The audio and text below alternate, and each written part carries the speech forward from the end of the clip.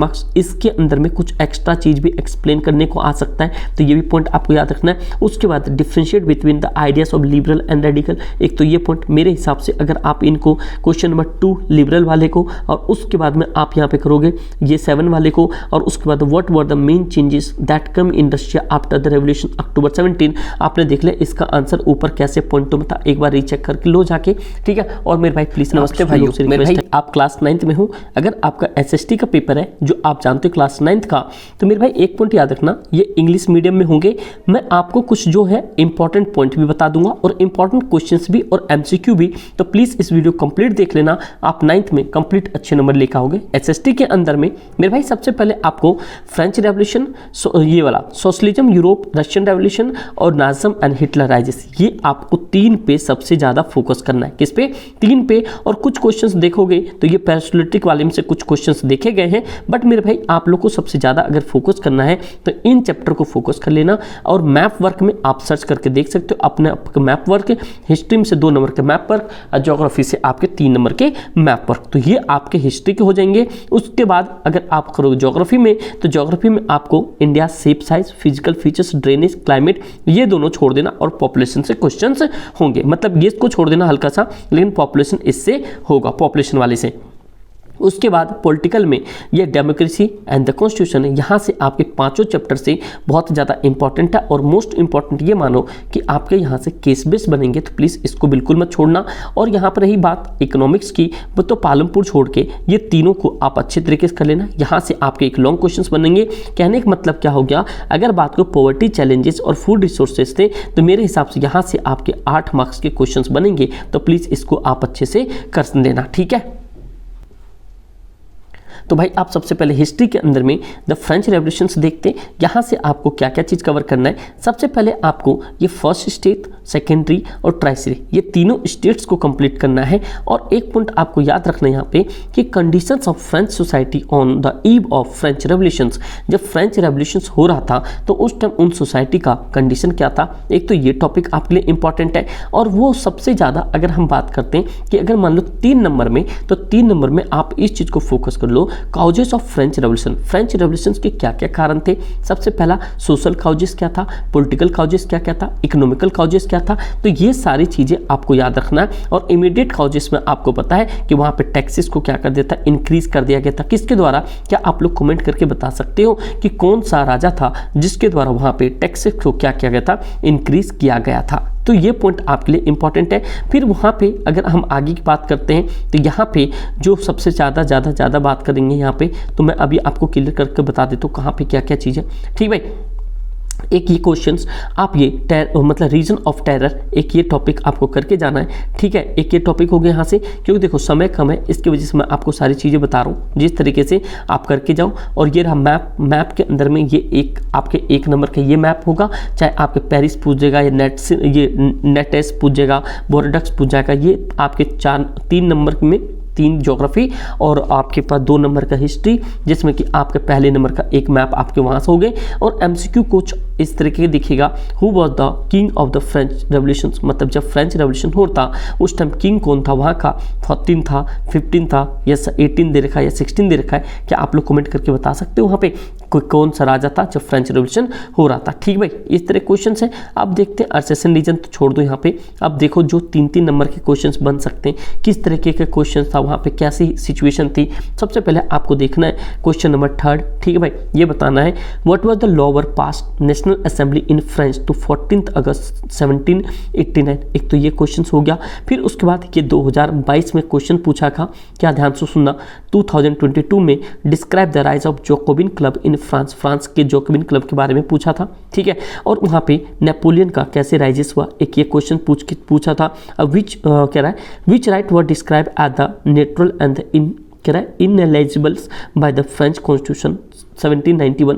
तो आपको इस तरह के क्वेश्चन तैयार करके जाना है, समझे दोस्त। और जो आजकल सबसे ज़्यादा क्वेश्चंस आते हैं ना, सबसे ज़्यादा क्वेश्चंस, देखो ज़्यादा क्वेश्चंस कहने का मतलब क्या हो गया कि अगर आपने बुक को अच्छे तरीके से रीड किया है, अगर वो आपने वहाँ पे 10 लाइन निकाली है, तो आप इजी तरीके से सारे क्वेश्चंस कर लोगे। जिसमें कि सबसे इंपॉर्टेंट पॉइंट हो गया आपके पास, French revolution did not fulfil the expression of all sections of society, explain your answer with suitable argument. तो मतलब आपको कुछ इस तरीके के क्वेश्चंस बहुत देखने को मिलेंगे, आपको जस्टिफिकेशन देना पड़ेगा, सुटेबल आंसर्स देना पड़ेगा, साथ साथ में केस बेस भी हो सकता है, समझे दोस्त। तो आगे देखते हैं यहाँ पे। उसके बाद सेकंड क्वेश्चन आई मीन कि सेकंड यूनिट चैप्टर, यहाँ से भी आपके बहुत ज़्यादा इंपॉर्टेंट क्वेश्चंस बनेंगे, जिसमें कि सबसे पहले आप इसके स्क्रीनशॉट ले लो, जिनके पास नहीं है आप देखो। कंजर्वेटिव्स, लिबरल एंड रेडिकल, इन तीनों के बीच में हमेशा देखा गया है कि डिफरेंशिएट पूछा गया है, तो आप इन तीनों कर लो, कुछ भी डिफरेंशिएट बन सकता है, समझे यहाँ पे, कोई दिक्कत। आगे देखो नेक्स्ट पॉइंट बताता हूँ यहाँ पे,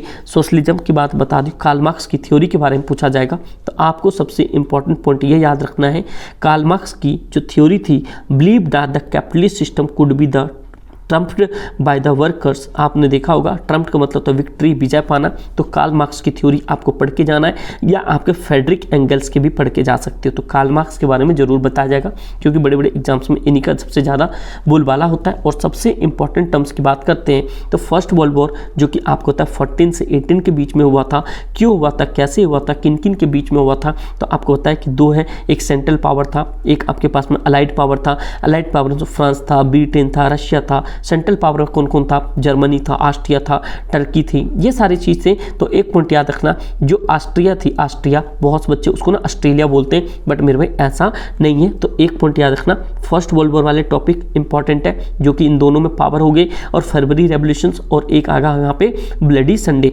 ठीक है, एक वो पॉइंट को करके जाना है, ठीक है। तो ये पॉइंट देखो, एक पॉइंट देखो यहाँ पे, जो ये वाला टर्म्स आपके पास, जो रिवोल्यूशंस ऑफ अक्टूबर 1719, एक ये पॉइंट देख लो, यहाँ से आप इतने सारी चीज़ें लिख दोगे तो आपका काम बन जाएगा, समझे। तो देखो कारण क्या कहते हैं, after the revolution of October 1917, 1917 अक्टूबर के रेवोल्यूशंस के बाद क्या क्या चीज़ थे, देखो प्राइवेट पॉवर्टी रिडक्ट किया गया था, मोस्ट इंडस्ट्रीज बैंक वो नेशनलाइज कर दिया गया था, क्योंकि ये बहुत ही ज़्यादा रशिया में बहुत ही ज़्यादा पॉजिटिव चेंजेस लेके आया था। तो ये भी पॉइंट आप याद कर लो, बस इन कीवर्ड्स को याद रख लो, फिर आप आराम से बना के लिख देना। कभी एक नंबर में अगर आपसे पूछे सिविल वॉर क्या होता है, तो आपको तो रशिया के अंदर में आपस में 3 स्टेट लड़ने लग गए थे, जो कि आपको इनको सिविल मतलब कि सिविल वॉर बोला गया, जब भी कोई चीज़ एक देश के अंदर में लड़ा जाता है, ठीक है। तो यहाँ से भी आपके 1 नंबर के मैप आएंगे, ठीक है, समझ रहे हो। यहाँ पे 1-1 नंबर के क्वेश्चन है ये, तो बट मैं आपको बड़े क्वेश्चंस कराना चाहता हूँ, जो बड़े क्वेश्चंस आपको मैच करेंगे, ठीक है। देखो यहाँ पे अब ये एक जो 1 नंबर का क्वेश्चन पूछा है, अब देखो यहाँ पे क्या क्वेश्चन है, यहाँ पे 1 सेकंड रुक जाओ, ठीक है। देखो अब ये हो गया यहाँ पे कि which revolutions of Russian related to the bloody Sunday, आप लोग को पता है कि किस में होता है, चलो ये बताओ आप लोग, चलो एक ऑप्शन काट दो यहाँ पे, इन तीनों ऑप्शन में से क्या पता है आपको कि ब्लडी संडे कहाँ थे। ये टॉपिक आप जरूर पढ़ लेना, ब्लडी संडे वाला टॉपिक आप जरूर पढ़ना भाई, किसी भी कंडीशन में ब्लडी संडे का टॉपिक जरूर पढ़ के जाना, ठीक है।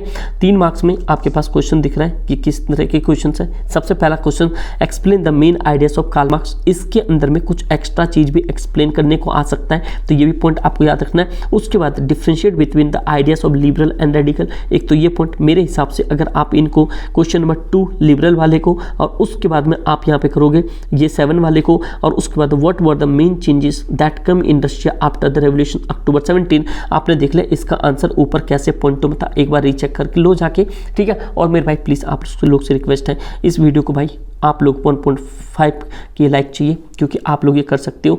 10th में इतना प्रॉमिस बता रहा हूँ, अभी तो मैंने आपको इंपॉर्टेंट क्वेश्चंस बताए, आपने देखा कि अपने वहाँ के इंपॉर्टेंट को जितने हुए 70% क्लास करेगा ही करेगा, चाहे किसी भी एग्जाम में बैठ जाओ, इवन गवर्नमेंट जॉब में बैठ जाओ, बट मैं आपको क्लास 10th में शुरू से ही पढ़ाऊंगा, टेंशन नहीं लेना। बट एक चीज़ है, प्लीज़ आप लोग ना इंस्टाग्राम पर फॉलो कर लो, कुछ भी चीज़ें होगी मैं आपको वहाँ पर इन्फॉर्म कर देता हूँ, ठीक है दोस्त। और इंपॉर्टेंट से इंपॉर्टेंट चीज़, प्लीज़ आप अपने ऐप जो हमारा ऐप है एसएच पाठशाला का, वो आप डाउनलोड कर लो, क्योंकि 10th में बहुत सारी चीज़ें वहाँ पर आपको देखने को मिलेगा, ठीक है भाई। ये पॉइंट समझ गए, तो आप यहाँ पे इंपॉर्टेंट टर्म्स तो ये पता चल गया। उसके बाद में एक पॉइंट ये, what was the impact of first world war on Russia, Russia पे क्या क्या इंपैक्ट पड़ा था फर्स्ट वर्ल्ड वॉर का, तो ये पॉइंट आपको समझ आ जाना चाहिए। जब ये सारी चीज़ें आ गई हैं, तो उसके बाद मेरे भाई आप यहाँ पे देख सकते हो कि क्या क्या था यहाँ पे, मतलब रेडिकल और लिबरल क्या क्या चीज़ थी, तो ये इनके बीच में इतना चीज़ें आप समझ सकते हो, ठीक है। उसके बाद यूनिट 3 पे चलते हैं, जो कि यूनिट 3 आपको पता है कि कौन सा था, ये हिटलर का था, या प्राइस जो नाजिज्म वाले थे यहाँ पे नाज़िम वाले को पता है, आप बताओ इनके पार्टी का साइन कैसा है,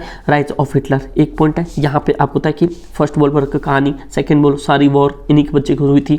फर्स्ट वर्ल्ड वॉर आपको पता है कि अलाइड पावर था, जो मेन कंट्रीज थी France, Britain, Russia, central power में जर्मनी, ऑस्ट्रिया, टर्की थी। ये सारे पॉइंट आपको पता होना चाहिए। और ट्रीटी ऑफ वर्सली आपको पता है क्या क्या रीजन था यहाँ पे, क्यों हुआ था, तो ये पॉइंट याद रखना। ये सब ने आपके लॉन्ग क्वेश्चन में आएंगे। ट्रीटी ऑफ वर्सली क्या क्या था आपको पता होना चाहिए। क्या आप लोग कमेंट करके बता सकते हो कितने बिलियन पाउंड्स का इनके ऊपर में जुर्माना लगाया गया था, है ना भाई। जर्मनी को कितने बिलियन पाउंड्स का जुर्माना भरने के लिए बोला गया था, तो एक ये इंपॉर्टेंट पॉइंट हो गया आपके पास में, ठीक है। ये पॉइंट हो गया। चलो आगे देखते हैं यहाँ पे जो इंपॉर्टेंट टर्म्स है कि problem faced by Weimar Republic. Weimar Republic के द्वारा क्या क्या प्रॉब्लम फेस किया गया।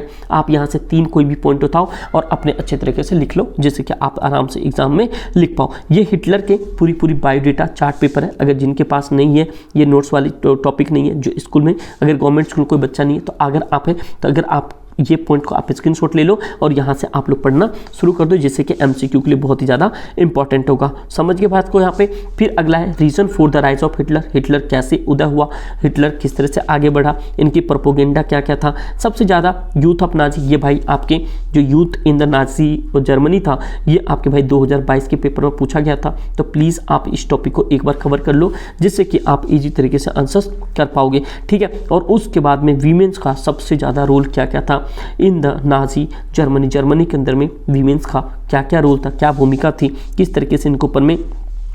और देखो जो प्रोपोगेंडा था, ये अभी आपने देखा था मिड टर्म में भी आया हुआ है। तो भाई देखो मैं आपको वही चीज़ें बता सकता हूँ जहाँ से आप नंबर को इंक्रीज कर सकते हो। तो मेरे दोस्त जितने भी चीज़ें आपके सामने बता दिया मैंने, ठीक है। तो जितना हो सकता है मैंने आपको पहले बताया। यहाँ से मैप भी आएगा, आप बस SS पाठशाला मैप क्लास 9 सर्च करके देख लो, आपको मिल जाएगा। और भाई हूबहू आपको यही मैप आएगा, इतनी मेरी गारंटी है, ठीक है। लेकिन मैप वर्क ऑलरेडी करवा चुका हो, तो प्लीज़ उसको आप देख लो, समझे। अगला पॉइंट है आपके सामने 1 नंबर का MCQ। ये मेरे भाई सारे जने कमेंट करके बताएंगे, which of this country was related to allied power. Allied power में कौन था, ऑस्ट्रिया, टर्की, जर्मनी, ब्रिटेन। आप सभी का कमेंट होना चाहिए। अब प्लीज़ नहीं होना तो सब्सक्राइब कर लो, क्लास 10th में डंका बजा देंगे 90+ की, चाहे मैथ्स हो, SST हो, हिंदी, इंग्लिश, कुछ भी हो, ठीक दोस्त। ये पॉइंट समझ गए। उसके बाद देखो क्वेश्चन कुछ 3rd नंबर के कुछ बड़े पावर्स के क्वेश्चन है, वो मैं आपको बता देता हूँ क्वेश्चन कैसे कैसे बन सकते हैं।